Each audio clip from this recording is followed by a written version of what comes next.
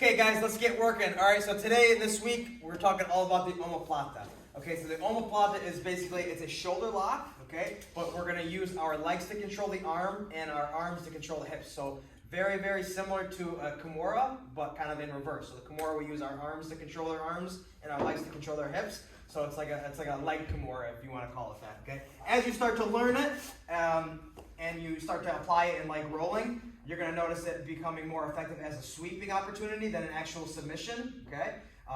So from the full guard, we always talk about like moves that kind of chain together and link together. The omoplata is one of the three from the full guard: the arm bar, the triangle, and the omoplata. So those three all kind of link together, and then it's like a nice little trinity right there. So a lot of the times when you set up the triangle or arm bar, a lot of the times they're going to give you the omoplata to defend the other two that are generally more high percentage finishes. So again, as you start attacking triangles and arm bars, you're going to notice this omoplata is actually going to present itself, because they're actually going to give it to you because it's like the lesser of the three evils, so to speak. Okay, so let's just look at it, and John, we're going to look at it from the full guard. Okay, we're not looking at it as a self-defense right now. We're looking at it as sport, but it's very easy to just transition. Everything we can use from that punch block series that we did, that phase 1 punch block series, when we're like clinched and we're controlling the head and arm, it's all can be built from that same position. So it's very easy to switch our perspective to self-defense. But right now we're just looking at a street sport perspective. Okay, so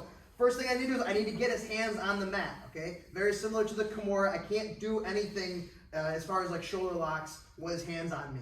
Okay, so I got to get his hands on the mat, and I got to get weight on his hands. I want his hands to bear some of his weight. So what I'm going to do is I'm going to take my fingers and I'm going to come inside of my hips, in front of or behind his wrist right here. Okay, I'm going to do like a little wax on, wax off motion with my hands. But as I do that, I need to pull my knees to my chest. That's going to force him to put his hands on the ground, and it's going to make his hands weight bearing, so that he can't just put his hands right back on my ribs. So real simple, we're just going to come here, wax on, wax off, and we're going to pull our knees to our chest. See how there's a split second where his hands are bearing all of his weight, okay? So now what I want to do is I want to pick a side. What I'm going to do is I'm going to trap the arm in my armpit, the arm that I want to attack, and the other arm I'm going to kind of frame and push away. Okay, so I want to keep the space here open between his elbows and ribs. Anytime there's that space there, there's usually an opening for attacks. Okay, so come back. So we're here, I come inside, pull, and I kind of guide his hands. Hug and frame. Okay? I'm going to go this way. Since I'm hugging this arm, that foot's going to go down to the ground, and I'm going to do a nice heavy shrimp. Okay? Opposite foot's going to go to the hip. Okay? Watch the motion. I'm going to use this foot on the hip, and I'm going to move my head in a circular motion to where my shrimping foot is. Okay? At the same time, this leg's going to come up and over, and it's going to block the close side of his ear. So here's the movement. Right there. Okay, notice I'm not really using flexibility. The closer my head stays to his head, when I'm here, if I want to get this foot all the way around, I'm going to use flexibility, right? And you can do it if you got really flexible legs, but let's take flexibility out of the equation, okay? So that movement where I bring my head to where my foot is going to allow my body to throw that leg over nice and easy. So we're here, boom, hug, and frame. A nice aggressive shrimp, foot to the hip. I want to stay on my side. Boom. Right there. Okay. Now, once I've cleared his face, I'm going to clear my bottom leg and start to get my back to the ground. Pinching my knees right here, okay? I'm not really holding onto his wrist. I'm just kind of trapping it in my elbow, and I'm pinching my knees. It's going to be very hard for him to pull that elbow out. Okay? Now, from here, I stretch my leg away. It's going to help me sit up, and I want to cover the hip right away. All right? Very, very simple. We're going to work on how to finish it from here, but I want us all to just get this position where I'm just kind of sitting. I'm trapping his shoulder and his arm and my legs, and I'm covering the hip right here. I want to have a good post, so if he tries to posture up, I have something that's not going to just make me fall backwards, okay? So that's the position that we're going to get to. That's just the beginning stages of the omoplata. Okay, so it's here. Boom. Good aggressive shrimp, foot to the hip. Move my head away and swing the leg over. Right away. Pull the leg out, start to square myself up, sit up, hug the hip. Okay? I want to make sure that I'm nice and close to him. That's what's helping trap the hip right there, trap the wrist right there. I'm staying nice and close. All right? So I don't need to use my hands to control his arm. All right, perfect. So notice I'm hugging the hip, and I'm right here. Okay? Very simple. Let's try another angle.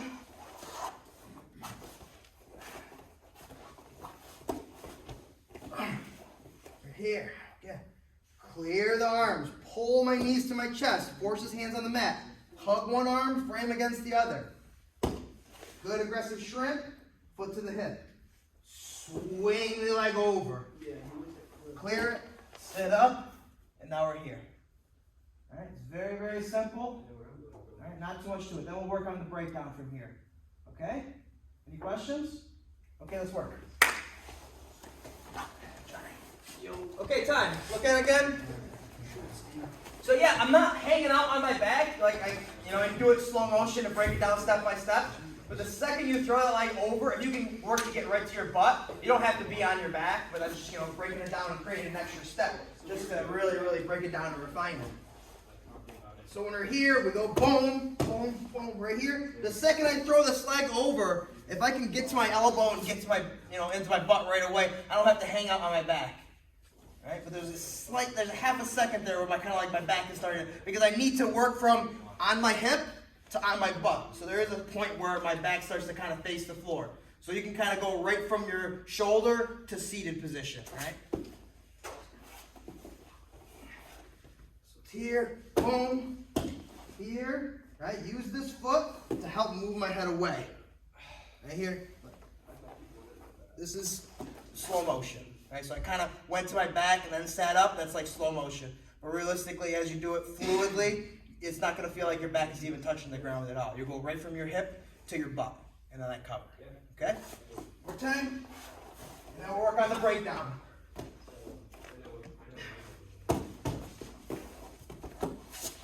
And we're here. Okay? Perfect. I need to get him flat on his stomach. Okay? Because in order to get the omoplata, I need to lift my hip higher than his in order to get that chicken wing on his arm. So right now his arm is below his hip line. So I need to get my hip higher than his hip line. Right? So it's going to be hard while he's on his knees. Right? So if I wanted to get my hip higher than his, I got to go all the way up here. It's going to be very difficult while he's on his knees because he's going to be moving. He's going to be trying to lift his hips even higher to keep his hips higher than mine, right? So in order to break him down, it's going to be a lot easier to get that position where my hips are higher than his. A lot of different ways to do it. This is the way I like to show it, okay? So from here, I'm going to switch my hand position. My post hand is going to cover the hip, and then my hip hand is going to block the near side knee. Just like this, right there. Okay, I can stay on my elbow. I can go down to my shoulder if I want to. On your elbow is fine, okay? Now what I want to do is I want to pull his hip and block his knee from continuing to move. At the same time, I'm going to shrimp away from him and really use this inside knee to put a lot of pressure, downward pressure on his shoulder here. So here's the move. Watch me scoop.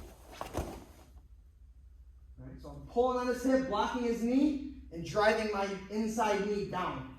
Once he's flattened out, I want to keep him here. So I'm going to make his hips nice and heavy by covering his hips again.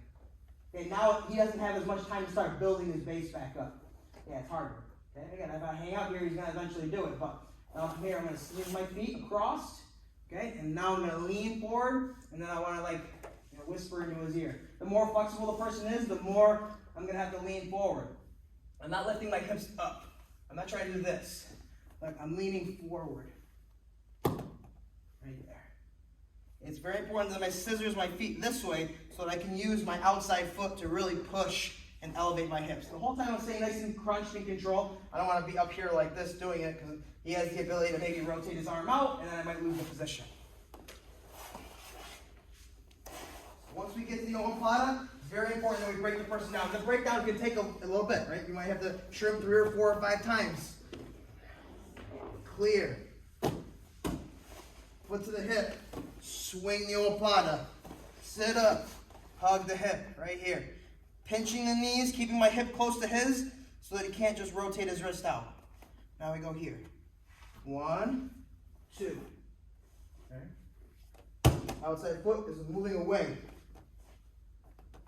See that? That's the bottom motion, right? I'm pulling in, but just showing it and kind of breaking it down. So that's what I want to do. I want to work this inside knee to the floor. See how I was putting this downward pressure on his shoulder? As I block. Right? I have to block, because if I just try to pull on his knee, he's just going to keep rebasing. All right? And I'm just wasting time, wasting energy. So I have to block that knee so that I can pull his hip over it.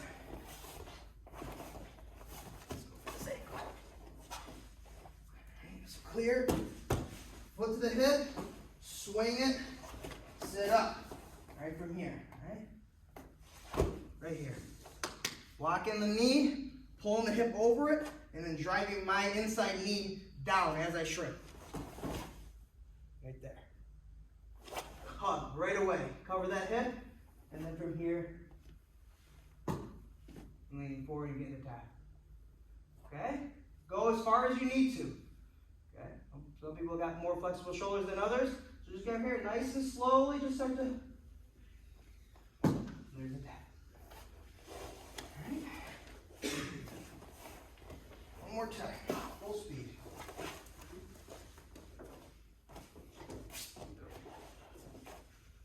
Clear. Hook. Chop. Sit up.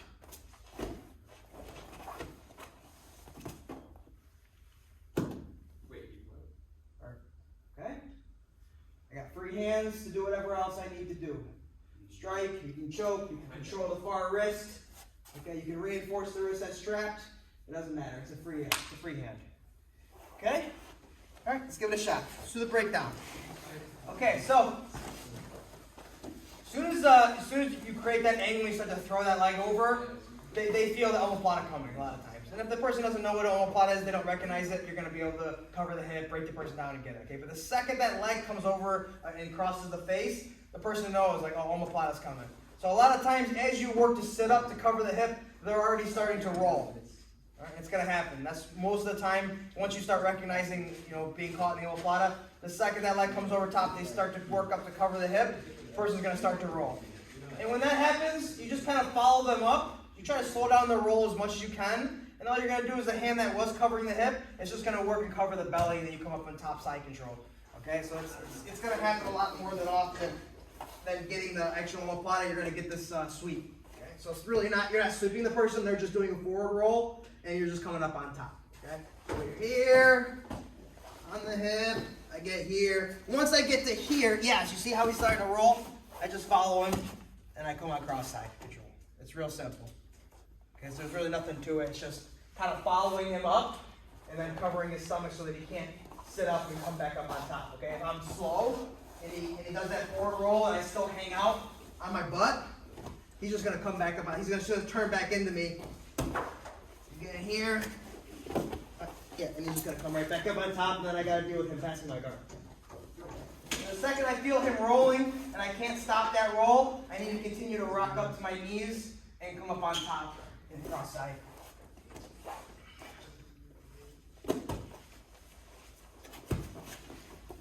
Just like that. Switch my legs, and now I'm right here. Step over to the mount, rotate, whatever happens from there. Okay?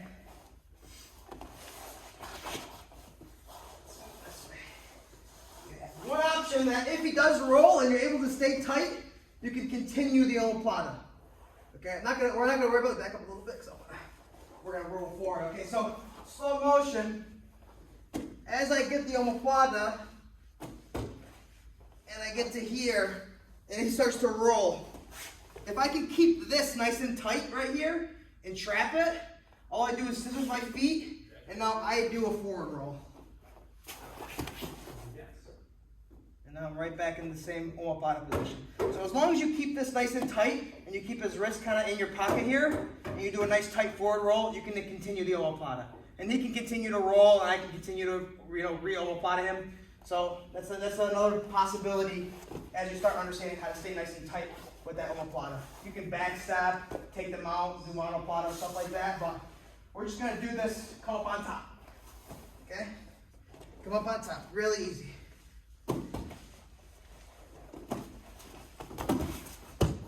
That's it. Okay? Simple enough? All right? Let's give it a shot. All right, good. Okay, so that's one option they may have when they feel the omoplata is there. They're not early enough to keep their posture up. They forward roll. Okay. Another option they might be is they might try to square back up to you and try to get back into your guard. Okay. If that happens, a lot of times they open themselves up to get triangle because again, omoplata, the triangle, they kind of work all together. So when they defend the omoplata, they try to square back up to you. A lot of times you get a really easy triangle from the full guard. Okay? The guy has to have just the right reaction. Right here, I get to here, right? If he tries to posture into me and square back up to me, what, I just open my legs, and I end up right in the triangle. And then I take all my steps, pass the head, cut the angle, chop and finish. Okay? We can break down the details of the triangle when we do it again. But subscribe to my YouTube channel. It's all on there. Hit the like button. Hit the like button. Okay? So we do the omoplata right here. Right? A lot of times he's going to pull himself back in and he drops right into it. Right? So all I'm doing is kind of opening up my legs and just trapping.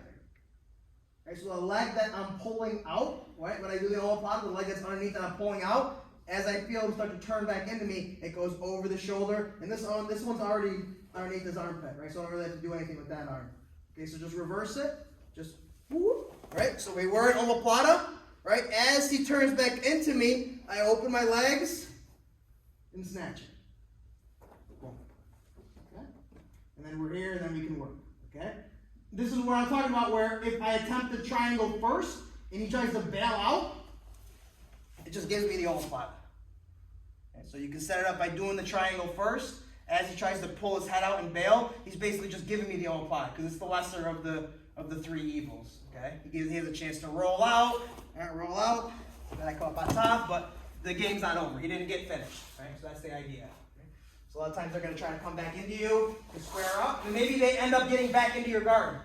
Okay, so if John does the omoplata to me, if I'm smart to the whole sequence of triangle omoplata armbar, as I square back up to him, I'm going to work to get my hand inside so that his leg doesn't go over my shoulder. Okay, so as John goes omoplata, right here, as I turn back into him, I want to make sure that my arm gets inside so I end up back in his guard. Okay, that's just me like being a step ahead, knowing, okay, if I posture into him, he has the opportunity to get the triangle, so I want to make sure that my arm comes inside. If it doesn't come inside and it goes outside, now I'm in triangle territory. Okay, so again, to be like smart in order to get back into his guard, I'd rather be in somebody's guard than being caught in triangle omoplata. So again, it goes, boom, right? I recognize the omoplata, I come back into him, but I get that arm inside, and now I'm back in his guard. All right, where I'm like, okay, I'm safe-ish. Right? So real simple. You just have to time his posture into you, and you just gotta open up your legs, and he drops right into it.